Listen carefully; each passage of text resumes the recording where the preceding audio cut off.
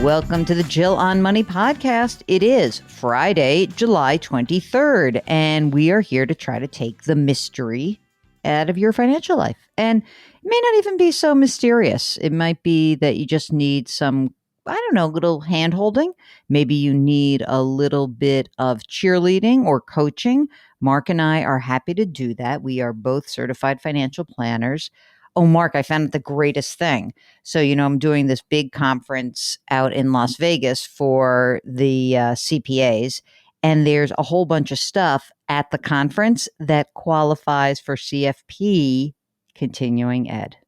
That is a huge bonus. So I'm very, very excited about that. So if you're a certified financial planner, you have to do a certain amount of continuing education which is true with many professional designations, not so with securities licenses, I don't think, but certainly with designations like CFP and CPA, and CFA, which is the really hard one. I think that that's one of those things about the credential that is meaningful, not just taking all the coursework and not just that you have to have a certain number of hours in the business to practice as a financial planner, but you need some continuing ed. So I'm a cheerleader for the Certified Financial Planning Board of Standards and the designation, mostly because I have it. If I didn't have it, I wouldn't be such a big cheerleader. I don't know. I think I still would. All right. If you've got a question, shoot us a note. We are both CFPs. Ask Jill at jillonmoney.com. Here's from Tom, who wants to know about using a 529 plan. Jill, thank you for your shows. I have a stepson who insisted on dropping out of high school. He said nothing they were teaching was going to help him succeed in the music producing industry. Almost 19, living at home and only playing with his producing dreams via his laptop. I don't see the progress, but it is what it is. Tom started at 529 years ago when he had some plans to go into the military school. Now everything's gone by the wayside. And he said, I started checking into how to get the 529 plans without using it for education. There is a penalty, but otherwise accessible. I was going to start an index fund for him separately, more of a longer term fund, maybe to show him the importance of starting retirement early and how that might create peace of mind. Who knows if he would actually not touch it for the next 45 years. My question for you, should I just expand the 529 plan with this extra money because of all the collateral 529 benefits, or a separate index for him? I'm historically a real estate guy with rental properties. Haven't broken the ice on doing self-investments with the index funds, though I've been listening to you and several other shows for years. I've heard the basics over and over again. Are there enough collateral 529 benefits to intentionally use the system for something other than what it's designed for? Okay. Or who knows, maybe he'll be able to use it for education or even transfer to his future kids way down the road. Thank you. Mark, should we blow out of the 529 right now? I don't want to give this kid any money, but what do you think? Yeah, I don't think so either. I might keep it. I don't know. He's 19, so a lot can happen. So I'd keep it as is, and I wouldn't add to it.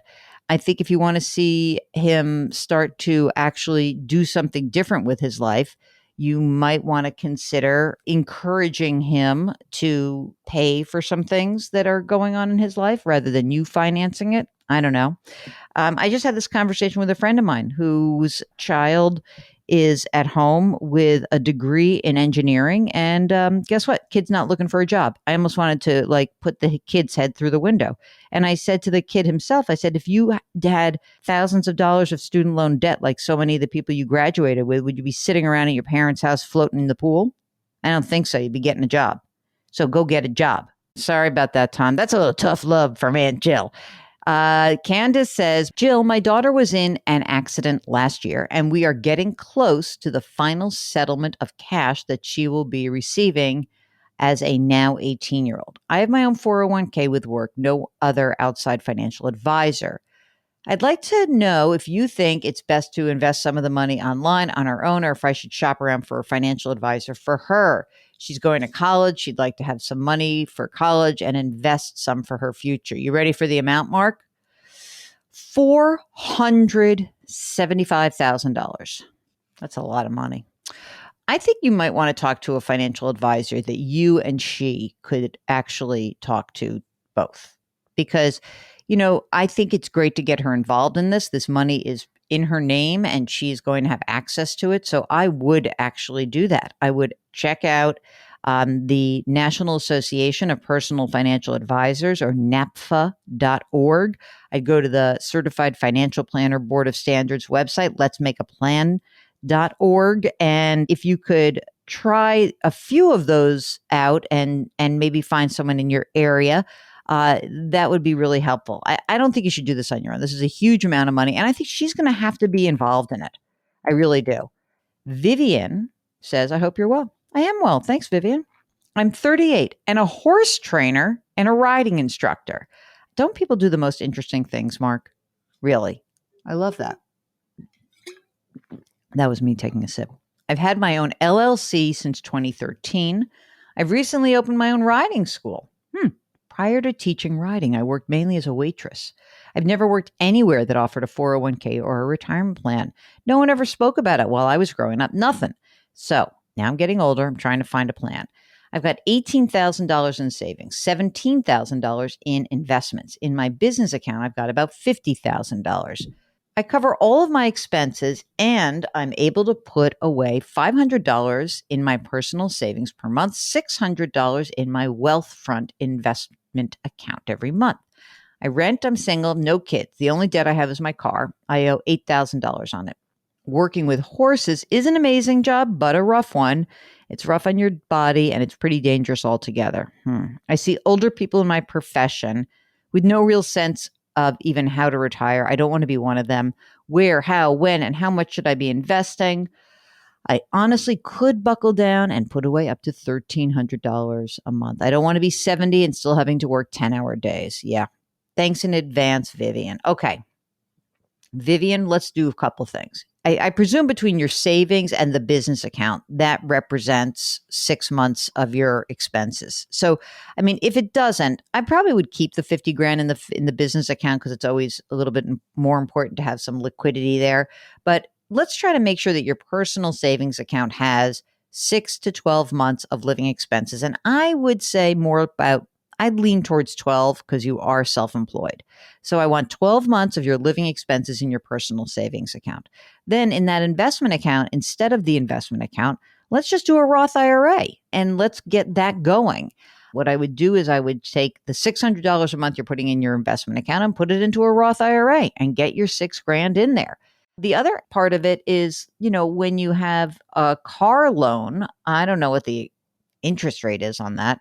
I might start clicking that away a little bit more quickly, so that you come into next year with this LLC, with your Roth IRA, and you've got your debt paid down, and you've got hopefully your 12 months of emergency reserve fund. And then, Mark, what kind of retirement plan do we want to put in for Vivian in her LLC? I think that we don't know whether she has employees or not. I'm going to guess she doesn't. What do you think? Right. So Mark makes a good point. I think that what we would suggest is, again, this is next year. You don't have to do it this year. Okay. Next year, we think you should try a solo 401k, presuming you don't have any employees, because you can't have any employees in the LLC to make this work. But if it's just you, a solo 401k, you can do a Roth option. And that would, I think, be the way to go. And then you can start to put a lot of money away into that thing. So let's go with that as your game plan, and follow up with us if we missed anything. Andrew is in his early 30s, and he's trying to plan for the long term. And he says, I look forward to your show every Saturday. So he listens to our terrestrial radio show when he's 31 years old, defying all demographics. Okay. He's trying to figure out what to do so he can follow what I like best, the FINE plan, financial independence, new endeavor. Okay. Move on to that new endeavor, whatever it may be. And he wants that to happen when he turns 55. He's not married. He's got no kids. Marriage on the horizon. Kids are in their plans. Okay. Not much in the way of debt. 1 year left on a truck loan. He owes $4,000 with a 1.8% interest rate. He refinanced his house, 20-year mortgage at 2.75%. $135,000 outstanding. He shaved 6 years off the duration. Wow. Just $60 extra a month. The house is worth $275,000. It's their forever home. I make around $75,000 a year in manufacturing setting and contribute 15% of my money into my 401k. My employer matches 6. That's good. He's got 106,000 in his 401k, 120 in a Roth IRA, which he maxes out every year, $40,000 in an old IRA rollover, and about 25 grand in cash. You ready for the new twist, Mark? Here it comes. He's the beneficiary of a trust from an uncle who passed away 2 years ago from pancreatic cancer. Oh my God, he's going to receive $200,000 from the trust in the next month, and then another $200,000 when he turns 35, and the balance, which should be about $100,000 when he turns 40. He also inherited a sports car that's worth $65,000. He's considering selling it to make some house renovations, particularly the kitchen. I don't have much in the way of additional savings after our monthly expenses. I contribute $200 to an emergency savings plan. Okay, here's a question. When I receive the money from the trust, should I open a brokerage account, look for rental property, keep some money in cash so I can max out my IRA? Is there anything else I should be doing to get to that point of financial independence? Appreciate what you do. Look forward to your response. He also writes, go Bills. All right. Yeah, go Buffalo Bills. Okay, Mark, what do you want to do number one here? Let's start with the before the $200,000. I think he's doing a great job, don't you? I mean, he made 75 grand a year and you're 31 years old. Sounds like you're in great shape. So let's start with that. That's really good.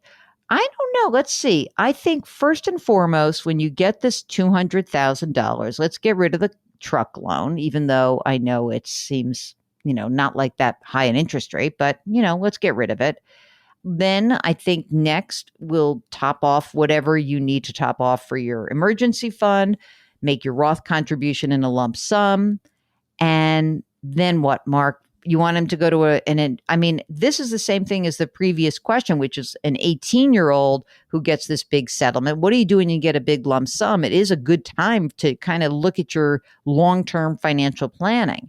So I don't know where your Roth IRA is and how comfortable you are investing $200,000. If you feel comfortable doing it yourself, then you invest this money much more conservatively. That's number one. Okay. And I think that you would use index funds, low cost index funds. You'd get an allocation that's more of a 50-50 balance and then go from there.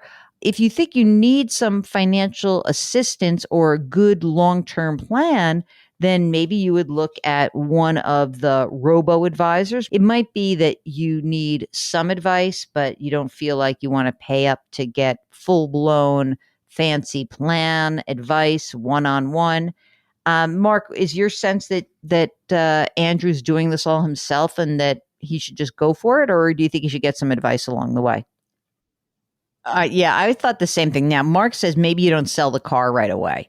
I agree with that. I wasn't thinking it so much about the that you want to keep it because I'm not a car person. I know car people, but I will say this: I don't know what kind of car it is, but I do know that some of these antique cars and these fancy cars out there, like Ferraris, have actually gone up in value. So that's kind of wacky. I'd shop around, and if you really don't care about it, I'd blow it out. Because if it's like some stupid, car that you're never going to use, but if it's a real antique, then you'd want some guidance on that. I think I get the sense he probably wants to do it himself. He's got $120,000 in the Roth already. I don't know where it is. And so if it's in a place where they give some advice, you might want to get it. If not, again, you can look at NAPFA. You can look at letsmakeaplan.org. You can also check out the sponsor of our radio show, which is called Facet Wealth. That's sort of a hybrid between, the Vanguard robo advice model and others like it. So Vanguard has it, Schwab has it, Betterment does it, and full-blown financial planning, which costs a lot of money. So I would check out those as opportunities, and we wish you the best of luck. Okay, good. Gail says she's really enjoying listening to the podcast, and she likes the new one too. She says, I'm writing about the new child tax credit payments. I'm trying to predict my 2021 returns. So I think this is where it's going to be a lot of problems. Significant other and I have been living together for 10 years, had a son in 2017, never felt the need to get married.